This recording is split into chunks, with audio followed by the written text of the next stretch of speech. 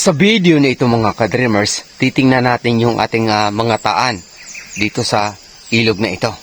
Meron tayong 8 individual na taan tapos yung palangre kung tawagin sa Cebuano terminology. At dito na nga tayo sa isa. Dito natin itinali sa puno ng bato yung unang taan natin. Meron tayong dalang sibot at saka yung pulunan lalagyan ng ating mga taan. Ngayon titingnan na natin kung mayroon bang kumagat sa ating mga taan. Isa-isa. Ngunit dahil sa wala tayong cameraman, struggle muna tayo ha.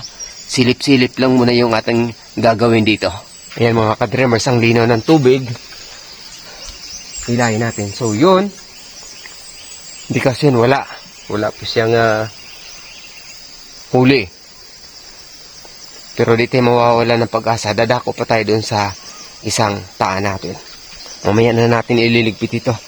Titingnan na muna natin sakaling mayroong nahuli. Pupuntahan natin yung pangalawang taan natin mga ka-dreamers. Siyempre yung ating sibot, huwag natin kaligtaan. Ito yung pangalawa. So wala pa rin. Yung pain natin dito mga ka-dreamers ay bulate. Nung bandang alas 5 ng hapon. Ngunit pagdating ng alas 8 ng gabi, may mga nahuli tayong ulang at mga maliliit na isda. Kaya nagpalit tayo ng pain para di daling maagaw ng mga maliliit na isda. Ito yung pangatlo. Wala pa rin. Dito tayo sa pang-apat. Medyo dikit-dikit yung ating mga taan. Mukhang masisiro tayo nito. Pero di tayo mawawala ng pag-asa ha. Ito yung pang-apat. So meron tayong huli. Yan mga ka-dreamers, may huli tayo.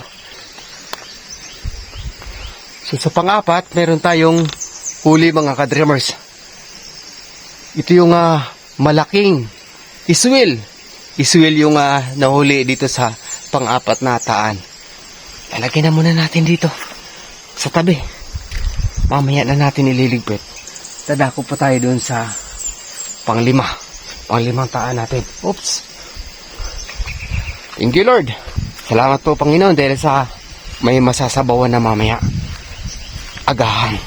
Ito yung nakakaganda rito sa bukid. Dahil sa malapit tayo sa ilog, ay magsipag lang tayo, ay may mauulam talaga tayo. Ito yung pang 5. So walang kumagat sa ating taan dito sa pang-5. Yan, nakahilera lang yung ating taan. Dito lang sa bahuran natin ha. Di kalayuan sa ating munting kubo-kubo yung ating mga taan. Wala dito sa pang-6 mga ka-dreamers. Pero yung ating paing isda ay ayan, binanata ng mga maliliit na isda. Karamihan dito umatake sa ating mga pain yung ulang. Yan, maraming ulang dito. Dadako pa tayo sa pang-7. Pang-7 na taan natin mga ka-dreamers. Sakali naman, may awang Diyos, makahuli tayo ng igat sana. Dahil sa ang pangunahing target natin dito ay igat. Ito yung pang-7. Mukhang wala. Dito pa yung ating pain. Yan, wala. So walang huli mga ka-dreamers. Andito yung ating pain. Buo pa. Sa panghuli. Yung pang-8. Pang-8 taan natin yung titingnan natin mga ka-dreamers. Sakali. Ang ganda ng ilog mga ka-dreamers. Sobrang linaw. Yung igat mga ka-dreamers, kapag ganito ka linaw yung tubig ay mailap. Pero kapag laging nabaha, yun yung paborito ng igat. Ayan. Ito yung pang-8 natin taan. So wala mga ka-dreamers. Ayan. Walang kumagat sa ating taan. Pang-8.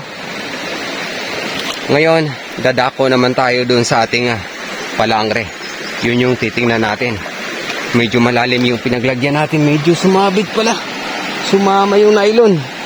Ang nakakaganda sa palangre mga ka-dreamers ay mailatag natin yung ating mga taan dito sa malapit sa malalim.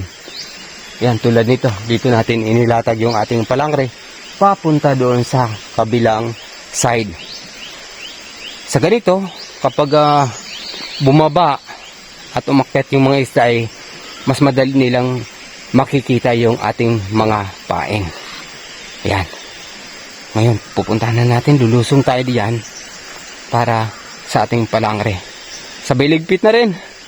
Pero teka dahil sa wala tayong cameraman medyo silip-silip lang muna yung gagawin natin dito.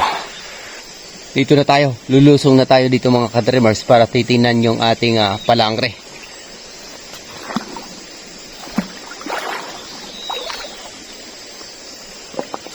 Ito yung pinakadulo niya. Yung lalagyan ng ating palangre mga ka-dreamers.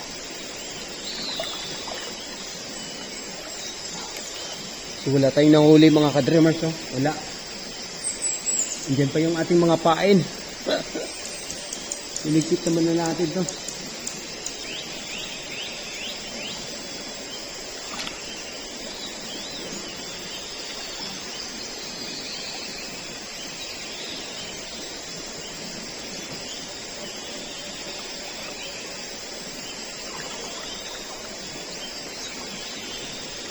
Ayan mga ka-dreamers, wala po tayong huli sa ating palangre na mayroong 13 taga na inilatag natin dito. Pero di tayo susuko, siyempre ano lang yun, panahon lamang.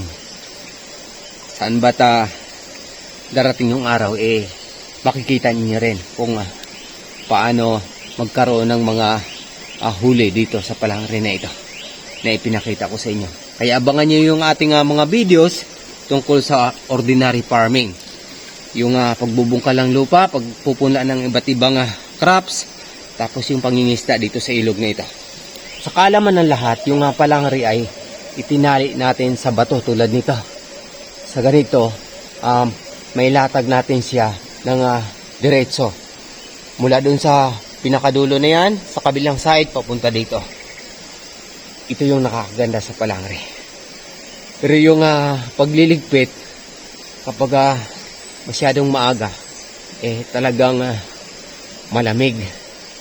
Pero yung tubig naman, kapag nakalusong na tayo, kung maagang-maaga ay medyo aligamgam. Masarap magtampisaw. Kaya pagkatapos nito, diretso ligo na rin. Yan. Share po natin yung video. Kahit na iisa lang yung ating huli, pero masaya yung ating ginagawa. Ito ay passion. Masaya tayo dapat sa ating ginagawa. Yan. Thank you Lord. Share po natin yung video para makita din ng iba yung kagandahan ng kalikasan sa ating kapaligiran. Tulad dito, napakaganda. Napakalinaw ng tubig. Yan. Hanggang susunod huwag kayong magsawa. Share po natin yung video, like at comment na rin. God bless!